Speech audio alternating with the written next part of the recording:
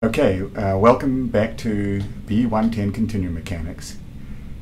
Last time we talked about material continuum and the concept of a continuum and the governing field equations that we will be deriving in continuum mechanics that are used to solve for the equilibrium and mechanics of continuous solids and fluids.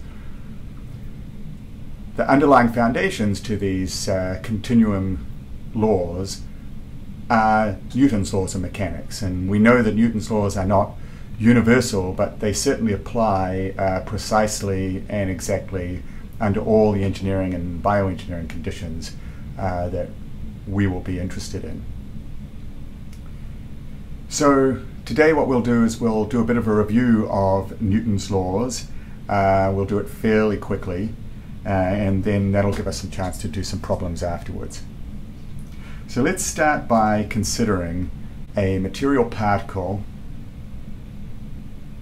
call it P, with mass m in Euclidean space. And the position of that particle in space is going to be identified by its coordinates in a Cartesian reference frame, so an origin here.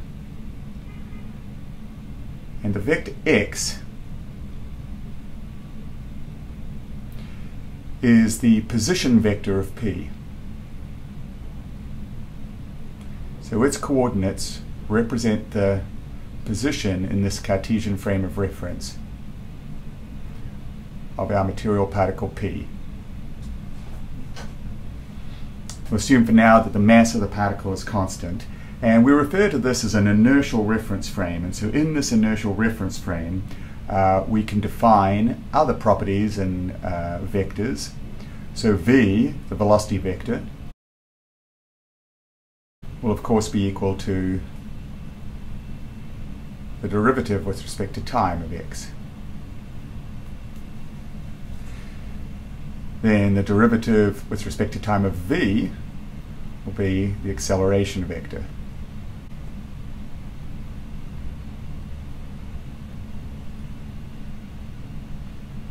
In order to develop Newton's laws, we also need to consider the force acting on the particle, the total net force acting on the particle, and so we will label that vector F.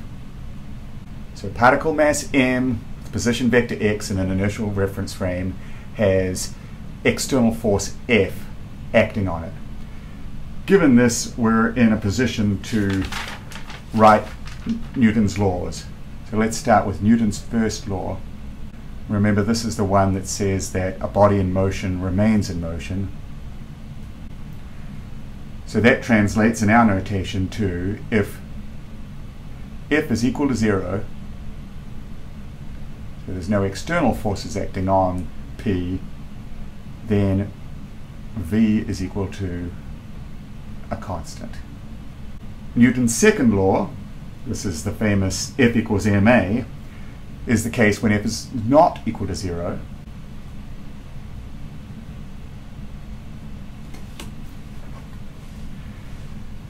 So when F is not equal to 0,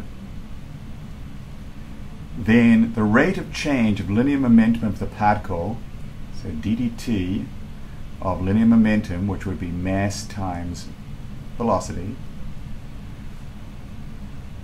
is equal to F. Now, because mass is constant, that means that F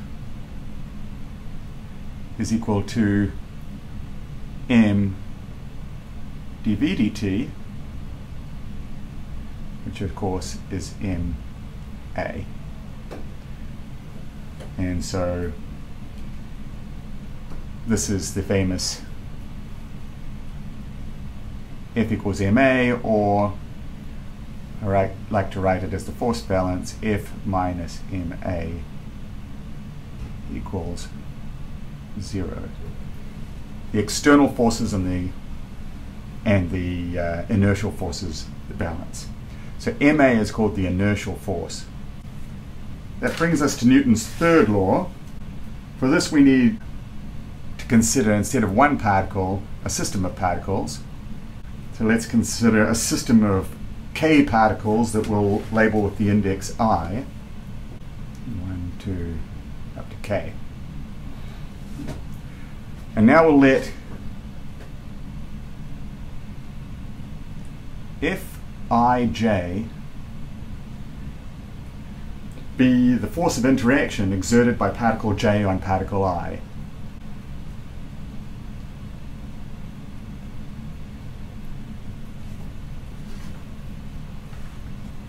And therefore, Fji must equal the force exerted by I on j. And these, of course, are both vectors. So Newton's third law amounts to, for every action, there's an equal and opposite reaction. For every Fij, there's an equal and opposite Fji. So Newton's third law can be written concisely as Fij equals negative Fji, or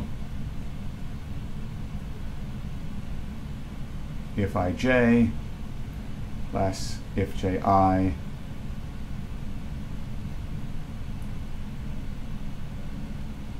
is equal to 0. Before we go on, let's label F equals ma as equation 1, and Newton's third law is equation 2. Now let's consider the case when I equals j. Then of course Fii must be equal to the negative of itself, which means that it can only be 0. Using that, let's consider the total force acting on particle I. So that's not just due to one other particle, but to all of the others. So that would be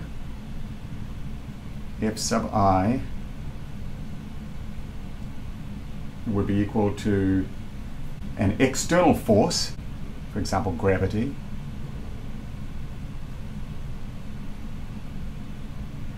plus the sum of all the interaction forces, which would therefore, we could label the external force as F superscript E sub I to indicate that it's acting on particle I, plus the sum from j equals 1 to k of Fij.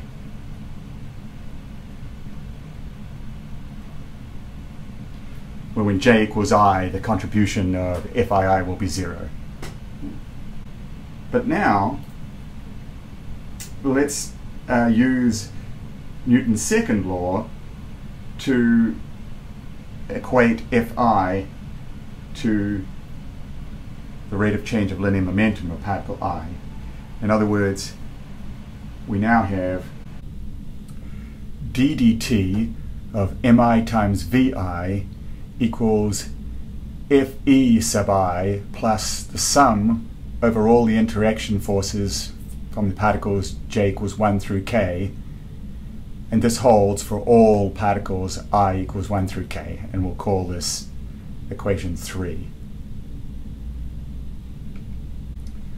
Therefore, the motion of the system of particles is described by a system of ordinary differential equations, one equation per particle. To go further, we would need to specify how Fij is found.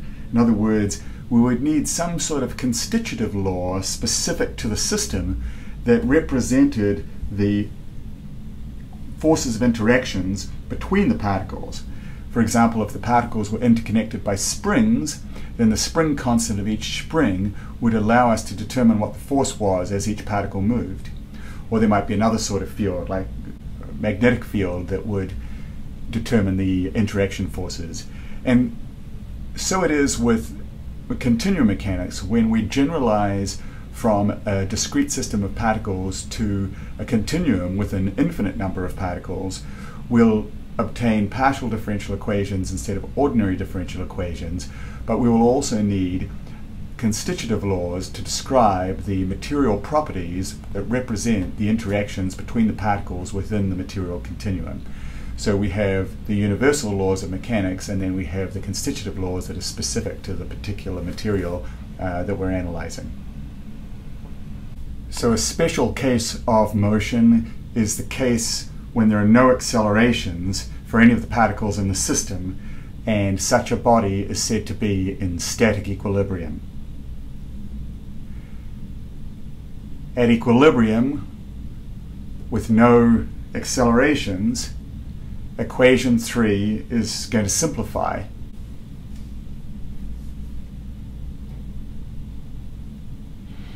And becomes F sub I external plus the sum from j equals 1 to k of all the interaction forces is 0 for all the particles I equals 1 through k. Now if we sum this over all the particles, now we get the sum of all of the external forces plus the sum of all the interaction forces for all the particles is equal to 0. Now if we think about this, sum over all I and all j, for every Fij there's an equal and opposite Fji, and for every Fii is 0, which means this sum is 0. So this leaves us with that the sum of all the external forces acting on the system must be 0 for a body in static equilibrium. So in summary, we can say that for a system in static equilibrium, all the external forces acting on the system sum to 0. So we'll pick up from here in class to review moment equilibrium, and then we'll do some examples. We'll see you then.